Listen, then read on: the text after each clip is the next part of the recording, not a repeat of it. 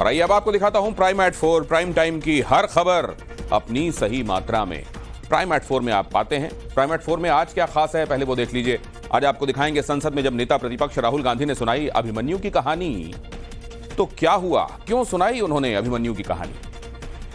खबर यह कि दिल्ली में भ्रष्टाचार की दीवार, कोचिंग सेंटर हादसे में कहां से आई थार, क्या थार की वजह से यह सब हुआ, यह भी आज आपके सामने रखूंगा। और यूपी में अखिलेश यादव की ब्राह्मण चाल, क्या उपचुनाव में होगा बेड़ा पार, क्या है ये पूरी खबर आपके सामने रखूंगा प्राइम एट 4 में। और झारखंड में वोट सेट, आदिवासियों के बीच किसने कराई बांग्लादेशी घुसपैठ, ये भी आपके सामने होगा प्राइम एट 4 में।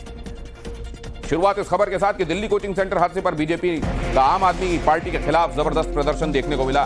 बीजेपी ने केजरीवाल सरकार पर लगाया भ्रष्टाचार का आरोप। आम आदमी पार्टी के ऑफिस के बाहर बीजेपी ने किया प्रदर्शन। प्रदर्शनकारियों को काबू करने के लिए वाटर कैनन का इस्तेमाल, यहां इन तस्वीरों में देखिए। भारतीय जनता पार्टी का आम आदमी पार्टी के खिलाफ प्रदर्शन। आम आदमी पार्टी के बैड गवर्नेंस की वजह से ये जाने गई, जवाब मांगती हुई भारतीय जनता पार्टी। और यहां भारतीय जनता पार्टी के प्रदर्शनकारियों पर बल प्रयोग, वाटर कैनन का इस्तेमाल। नहीं है, ये हत्या है, भ्रष्टाचार की वजह से ये हत्या हुई है। अगर आम आदमी पार्टी की सरकार ने सिल्ट साफ किया होता दिल्ली के अंदर, 3 दिन पहले एक और हत्या हुई है यूपीएससी के छात्र की पटेल नगर के अंदर, उस वक्त चेते होते।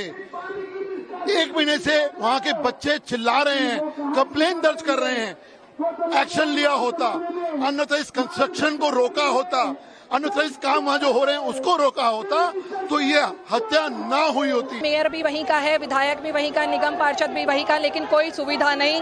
3 बच्चे मरे हैं, बहुत अफसोस है। और केजरीवाल जी अंदर बैठे हैं, ना तो अपनी गद्दी छोड़ रहे हैं, ना इस्तीफा दे रहे हैं। दिल्ली की जनता को सिर्फ उन्होंने मूर्ख बनाया है। दिल्ली मुफ्त पानी बिजली किया था, पानी मुक्त हो गई दिल्ली, और बिजली करंट से हो गई। आज से कुछ दिन पहले भी 2 बच्चों का हादसा हुआ था जो बिजली के करंट से मरे थे। और राजेंद्र नगर हादसे की लोकसभा में भी गूंज सुनाई दी। भारतीय जनता पार्टी सांसद बांसुरी स्वराज ने उठाया यह मुद्दा। बांसुरी स्वराज के निशाने पर दिल्ली सरकार, आम आदमी पार्टी की लापरवाही से हुआ यह हादसा, कहा बांसुरी ने। आम आदमी पार्टी सिर्फ सत्ता सुख भोग रही है, बांसुरी स्वराज का कहना है। बहुत दुख से मुझे कहना पड़ता है कि दिल्ली सरकार की लापरवाही, यहां तक कि आपराधिक लापरवाही के कारण इन बच्चों ने अपनी जान गंवा दी। अध्यक्ष जी, the cause of death of these 3 students is the utter and absolute apathy of the Aam Aadmi Party ruling dispensation in Delhi. The criminal negligence of the ruling dispensation of the Aam Aadmi Party in Delhi has caused the death of these 3 students. Rajendra Nagar हादसे में bulldozer action देखने को मिला। 3 छात्रों की मौत के बाद बुलडोजर एक्शन, राउज इंस्टीट्यूट के बाहर बुलडोजर कार्रवाई हुई। राजेंद्र नगर में अतिक्रमण पर बुलडोजर कार्रवाई हुई। यहां के एनक्रोचमेंट पर, वो एनक्रोचमेंट जो नालों के ऊपर किए गए हैं और जिस वजह से नाले वक्त पर सही तरीके से साफ नहीं हुए, जिसकी वजह से सिल्ट जमा और जिसकी वजह से ये पानी इमारत में दाखिल हुआ, ये एनक्रोचमेंट तोड़ा जा रहा है और यहां बुलडोजर कार्रवाई आप देख रहे हैं। कोचिंग हादसे के दिन का नया वीडियो सामने आया है, वो दिखाता हूं आपको। तेज रफ्तार गाड़ी ने जल जमाव वाली जगह पर टक्कर मारी थी। वीडियो में टक्कर के बाद हो हल्ला भी सुनाई दे रहा है। टक्कर के बाद पानी का बहाव बेसमेंट की तरफ जाता दिखाई दे रहा है। यह वीडियो 27 जुलाई की शाम का बताया जा रहा है, जब बारिश के बाद राउज कोचिंग सेंटर के बाहर सड़क पर भारी जल जमाव था। इसी दौरान ये गाड़ी तेज रफ्तार में आती हुई दिखाई दी। वीडियो में दिख रहा है कि गाड़ी ने पहले एक रिक्शे को टक्कर मारी, जिसके बाद एक कार भी जिसके पीछे थी, और इसी टक्कर के बाद सड़क पर जमा पानी अचानक राउज कोचिंग की इमारत के भीतर जाता हुआ दिखाई देता है। यहां इस वीडियो को बहुत गौर से देखिएगा, कैसे ये गाड़ी आती है, गाड़ी यहां 2 गाड़ियों को टक्कर मारती है और उसके बाद पानी का बहाव राउज की इमारत के भीतर की तरफ होता हुआ दिखाई देता है। ये देखिए, और जिस व्यक्ति ने यह वीडियो बनाया, नवभारत संवाददाता शिवानी मिश्रा ने उससे भी बातचीत की, जाना कि क्या हुआ था उस दिन। जब घटनाक्रम चल रहा था, आपने कुछ वीडियोस बनाई थी, एग्जैक्टली क्या हुआ था? शोर हो रहा था बहुत जोर से। मैंने सोचा कि रिकॉर्ड करता हूँ वीडियो, कोई गाड़ी आ रही है तो मैंने देखा मैम बहुत तेज़ी से स्पीड से गाड़ी आ रही थी। उसकी वजह से है ना हमारी ऑफिस में अभी अंदर तक पानी आ गया था और जो क्रेटर खाड़ी थी वो भी दीवार में जाके टच हुई थी, उसको भी स्क्रैच वगैरह खूब आई थी। बहुत शोर होने लगा फिर उसके बाद में मैम। उसके बाद क्या हुआ जब पानी वानी अंदर भर गए? उसके बाद में तो मैंने वीडियो को रिकॉर्ड करा। मैं तो हम लोग तो अंदर थे, बहुत पानी भरा हुआ था तो हम लोग चले गए, बस शोर होता रहा था। फिर हमने सोचा कुछ बात हुई है इधर। अच्छा, किस चीज का शोर था? सब लोग चिल्ला रहे थे, बस ऐसे ही मैम। अच्छा, तो मतलब शायद अंदर फंसे हुए लोग होंगे। जी मैम। और उत्तर प्रदेश के मुख्यमंत्री योगी आदित्यनाथ इस वक्त क्या कह रहे हैं और क्या ये अखिलेश यादव पर निशाना है, सुनिए। तथ्य प्रमाणित है, आपके सामने प्रमाणित तथ्य होंगे। समाजवादी पार्टी अपनी 4 बार की सरकार के समय ओबीसी और एससी और प्रदेश के युवाओं को कितनी नौकरी और रोजगार दी है, इन तथ्यों को निकालिए। और भारतीय जनता पार्टी की सरकार पिछले 7 वर्ष में कितनी की है, यह भी समाज के सामने रखिए। और उसमें यह भी देखिए कि ओबीसी समाज के कितने लोगों को उसके माध्यम से नौकरी मिली, यह भी बताए जाने की आवश्यकता है। उन्होंने कितने लोगों के रोजगार को छीना और भारतीय जनता पार्टी की सरकार ने कितने लोगों के रोजगार को उपलब्ध कराया है, यह भी जनता के सामने आना चाहिए। उन्होंने ओबीसी की सुरक्षा के साथ जो खिलवाड़ किया था, इन माफियाओं को पाल करके, इन्हें पलवित और पुष्पित करके, और उन्होंने कहां कहां पर ओबीसी समाज के मार्ग पर कांटे बिछाने का काम किया था, इससे भी समाज को अवगत कराने की आवश्यकता है। आपके पर्व और त्योहार में व्यवधान डाल करके प्रदेश को दंगों की आंख में झोंकने का जो काम किया था, उसके बारे में भी अवगत कराइए। आपकी खेती बाड़ी के मार्ग में जो इन्होंने अवरुद्ध पैदा किए थे, इसके बारे में अवगत कराइए। और अब तो हम लोगों ने प्रदेश के अंदर न केवल उत्तर प्रदेश के किसानों को प्रधानमंत्री मोदी जी ने प्रधानमंत्री किसान सम्मान निधि का लाभ दिया है, बल्कि प्रदेश सरकार ने किसानों के साथ साथ उनके परिवार के जनों और बटाईदारों को भी 5 लाख रुपए की मुख्यमंत्री कृषक दुर्घटना बीमा के अंदर आच्छादित करने का काम किया है। समाजवादी पार्टी ने ओबीसी और एससी कम्युनिटी का कितना भला किया है, डेटा निकालिए और उनके रूल के समय कितना काम किया गया, उनके लिए कितना रोजगार दिया गया वो देखिए। और उन्होंने कितने ऐसे लोगों को जो जराइम पेशा थे पाला पोसा और कैसे ओबीसी और एससी की राह में रोड़ा लगाने का काम उन्होंने किया, ये आपको देखना चाहिए, कह रहे हैं उत्तर प्रदेश के मुख्यमंत्री। और बुलेटिन में आगे बढ़ने से पहले आपको हरिद्वार ले चलते हैं। हरिद्वार में गंगा में बह गए हैं 4 श्रद्धालु। कांगड़ा घाट में नहाने के दौरान ये श्रद्धालु बहे। एसडीआरएफ की टीम ने श्रद्धालुओं को बचाया। यहां देखिए एसडीआरएफ की टीम पूरी मुस्तैदी, पूरी तत्परता के साथ लोगों को बचाने के काम में जुटी हुई। बाढ़ में उन जगहों पर जहां जोखिम है वहां नहाने से, स्नान करने से या नदी के करीब जाने से बचना चाहिए, ये लगातार बताया जा रहा है, लेकिन उसके बावजूद लोग इसकी अनदेखी करते हैं। यहां इन तस्वीरों में भी यही दिखाई दे रहा है। और महाराष्ट्र से अगली खबर, चंद्रपुर में भारी बारिश से बाढ़ जैसे हालात हैं। पानी के तेज बहाव में एक कार बह गई। कार सवार लोगों ने कूदकर अपनी जान बचाई। उफनती नदी पर यह हादसा हुआ। वीडियो महाराष्ट्र के चंद्रपुर का, कैसे पुल के ऊपर से पानी बह रहा है, फिर भी कार सवार जबरदस्ती कार को पानी के बीच से निकालने की कोशिश कर रहा है। तेज बहाव में ड्राइवर गाड़ी को कंट्रोल नहीं कर पाता और गाड़ी सीधा नदी में जा गिरती है। यहां इन तस्वीरों में दिख रहा है। नदी की धार में कार बहने लगी। गनीमत यह कि गाड़ी एक जगह जाकर फंस गई और कार में सवार लोग जो लोग हैं उन्होंने पेड़ की टहनी को पकड़कर अपनी जान बचाने में कामयाबी हासिल कर ली। और यहां मैं दिखा रहा हूं आपको किस तरीके से बारिश के मौसम में जब सड़क के ऊपर से, रपटे के ऊपर से, पुलिया के ऊपर से पानी बह रहा होता है, जोखिम को नजरअंदाज करके लोग गाड़ी निकालने की कोशिश करते हैं और इस तरह के हादसे होते हैं।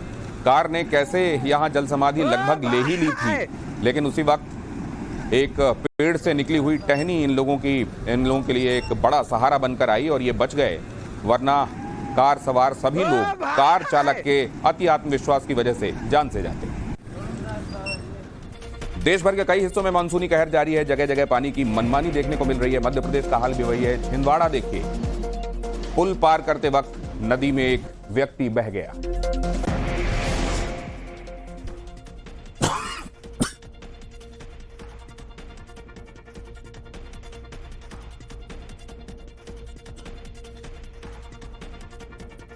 राहुल गांधी का सरकार पर हमला देखने को मिला। चक्रव्यूह में देश को फंसाया गया, राहुल गांधी ने कहा।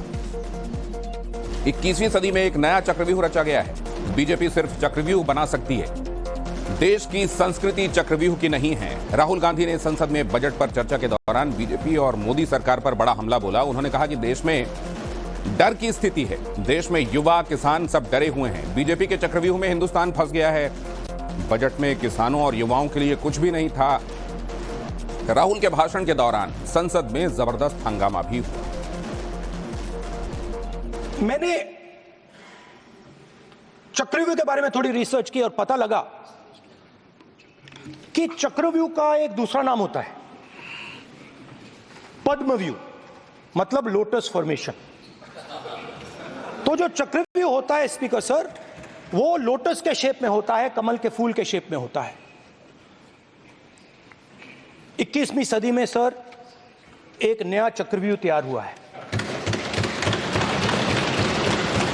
स्पीकर सर, वो भी लोटस की शेप में है सर, और उसका चिन्ह प्रधानमंत्री जी अपनी छाती पर लगा के चलते हैं। इस चक्रव्यूह को तोड़ने जा रहे हैं, और तोड़ने का सबसे बड़ा तरीका जिससे आप लोग डरते हो, कांपते हो, वो है जाति जनगणना।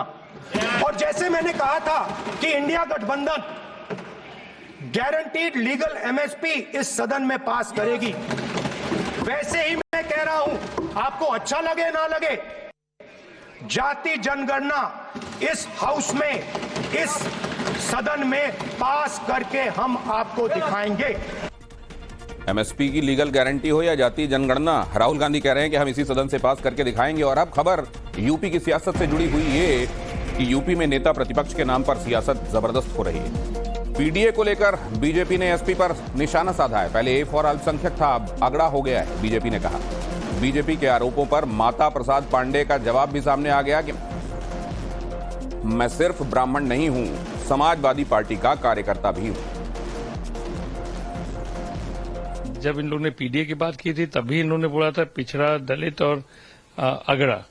जब उस पर थोड़ा सा प्रहार हुआ था हम लोग की तरफ से चुनाव के पहले, तो उन्होंने कहा कि अगड़ा कहिए या अल्पसंख्यक कहिए, या इस तरह का नहीं, सॉरी, अल्पसंख्यक कहा था उनने। और अगड़े के बारे में जब आई थी तो उसी को उन्होंने बोला, आप उसको दोनों में से एक मान लीजिए। अब तो ये इनका अंदरूनी मामला है कि जो इनके पास जो सदस्य हैं कि वरिष्ठ को बनाए कि जाति के नाम पर किसी दलित को बनाए या पिछड़ा को बनाए, ये तो इनका अंदरूनी मामला है। वैसे तो क्योंकि माता प्रसाद पांडे जी आदरणीय हमारे जिले के ही हैं, क्यों पीडीए को तो हाई है। और जहाँ तक मेरा प्रश्न है कि ब्राह्मण चेहरे के नाते बनाया गया, ये सवाल नहीं, मैं समाजवादी पार्टी का एक कार्यकर्ता रहा हूँ। और जहाँ तक पीडीए की लड़ाई का सवाल है, हम बहुत ज्यादा लड़े हैं। नेता प्रतिपक्ष के मुद्दे पर केशव प्रसाद मौर्य का अखिलेश पर निशाना। अखिलेश का असली चेहरा सामने आ गया, कहा केशव प्रसाद मौर्य ने पीडीए के नाम पर गुमराह करके वोट किया था, और असल में पीडीए को लेकर कितना कमिटमेंट है वो यहां दिखाई दे रहा है। श्री अखिलेश यादव जी की असलियत जनता के सामने आ गई है। पीडीए मतलब बहुत बड़ा धोखा है, और हम आदरणीय माता प्रसाद पांडे जी का व्यक्तिगत तौर से बहुत सम्मान करते हैं। वो नेता प्रतिपक्ष बने हैं, उनको बधाई भी देते हैं, लेकिन श्री अखिलेश यादव जी का असली चेहरा सामने आ। और अखिलेश ने पीडीए फॉर्मूले के बाद सवर्ण कार्ड खेला है, और इसके जरिए वो अगड़ों को भी जोड़ने की कोशिश कर रहे हैं। अखिलेश उपचुनाव में सवर्ण वोटर्स को साधने की कोशिश कर रहे हैं। पार्टी में बैलेंस बनाने की कोशिश भी की जा रही है। ब्राह्मण चेहरे को नेता प्रतिपक्ष बनाकर बीजेपी के वोट बैंक में सेंधमारी करने की कोशिश भी है। और इन तमाम वजहों से ही अखिलेश यादव ने ये चुनाव किया है। यूपी में ब्राह्मणों को कैसे गेम चेंजर समझा जाता है वो भी जरा देख लीजिए। दरअसल उत्तर प्रदेश में ब्राह्मण मतदाता 12 से 14% हैं। इनमें करीब 115 सीटें ऐसी हैं जिसमें ब्राह्मण मतदाताओं का प्रभाव अच्छा खासा है, और 15% से ज्यादा ब्राह्मण वोट वाले 12 जिले माने जाते हैं, जिनमें ज्यादातर पूर्वांचल की सीटें।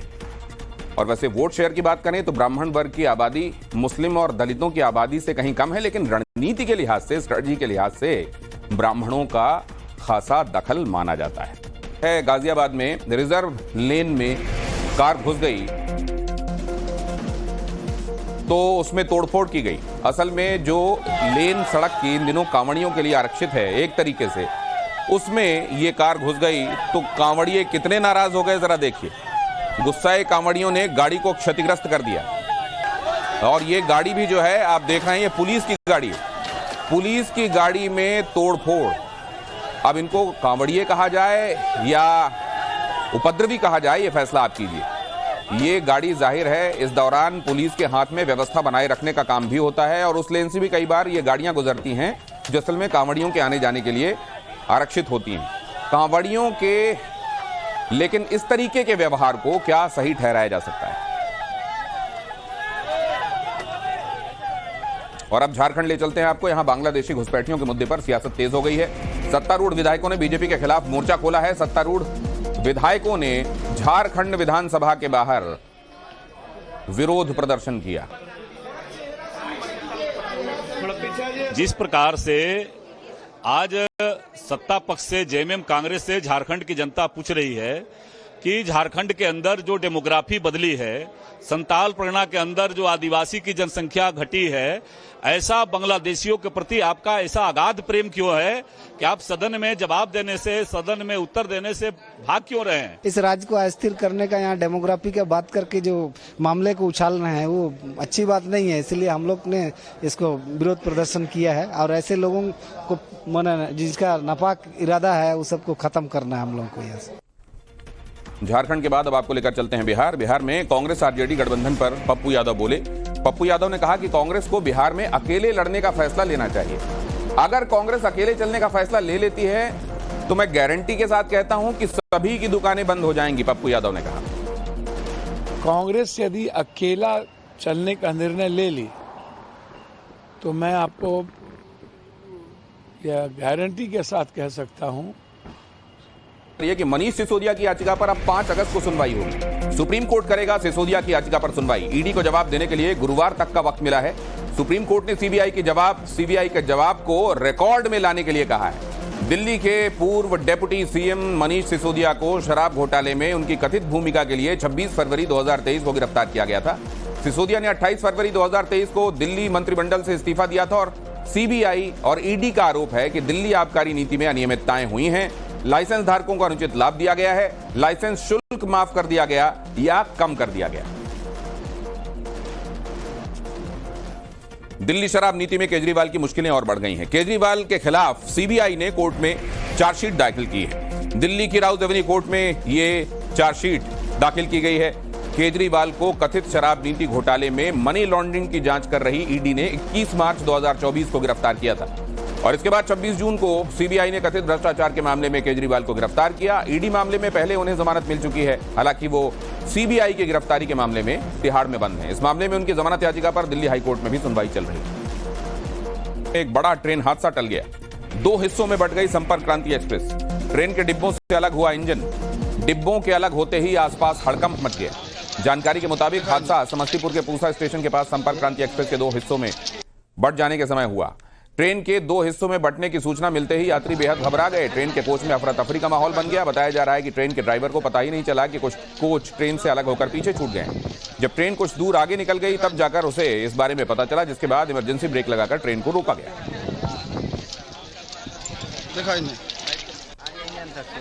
समस्तीपुर के बाद अब खबर सुपौल से। बाढ़ बारिश से सुपौल में हालात बिगड़ गए हैं। मुंगरार गांव के करीब 200 घर नदी में समा गए हैं। कोसी नदी खतरे के निशान के करीब है और वीडियो में आप देख सकते हैं नदी के कटान से घर कैसे नदी में समा रहे हैं। 1-2 नहीं, करीब 200 घर पानी में समा गए हैं। कोसी का रौद्र रूप देखकर सुपौल में हाहाकार मचा हुआ है। लोग दहशत में हैं।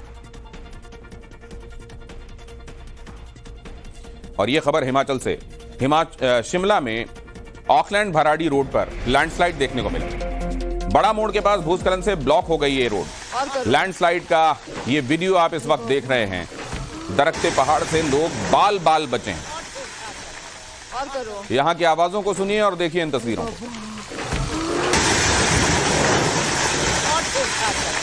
और करो।